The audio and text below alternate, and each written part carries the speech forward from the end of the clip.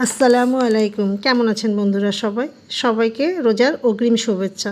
দেখতে দেখতে পবিত্র রমজান মাস আমাদের দরজায় এসে হাজির হয়ে গেল। রমজান মাস মানেই শুধু যে রোজা রাখা তা কিন্তু নয়, এতে অনেক বাড়তি ইবাদতও আমাদেরকে করতে হয়। তাই তো আমাদের কাছে সময় হয়ে যায় অনেক কম। সংসারে অন্যান্য কাজ গুছিয়ে রাখলে আমরা একটু বাড়তি সময় পাই। আমিও তাই প্রতি বছরই এভাবে একটু বেশি করে মাছ কিনে তাকে আমি ফ্রোজেন করে রাখার চেষ্টা করি। এতে আমার সময় এবং শ্রম দুটোই বাঁচে। আমি প্রথমে মাছগুলোকে ভালো করে কুটে ধুয়ে কিচেন টাওয়াল দিয়ে মুছে নিয়েছি। এরপর 1 থেকে 1.5 ঘন্টার জন্য এগুলোকে ফ্রিজে সংরক্ষণ করেছি।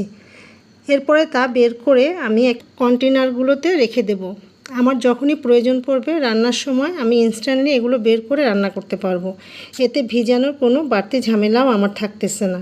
আপনারা সবাই কিন্তু এইভাবে করলে আপনাদের কিছুটা সময় বেঁচে যাবে। আর রমজানে কিন্তু আসলেই সময় পাওয়া যায় না। সারাদিন ক্লান্তি শেষে যখন কাজ করতে যাই তখন ধোয়া কোটা বাছা আসলে একটু কষ্টকর হয়ে যায়। তো সবাই চেষ্টা করবেন যাতে আপনাদের সময় কিছুটা বাঁচে এবং আমরা কিছুটা সময় বাড়তি আল্লাহর ইবাদত বান্দিগিতে কাটাতে পারি। সবাই ভালো থাকবেন। আবারও দেখা হবে। আল্লাহ হাফেজ।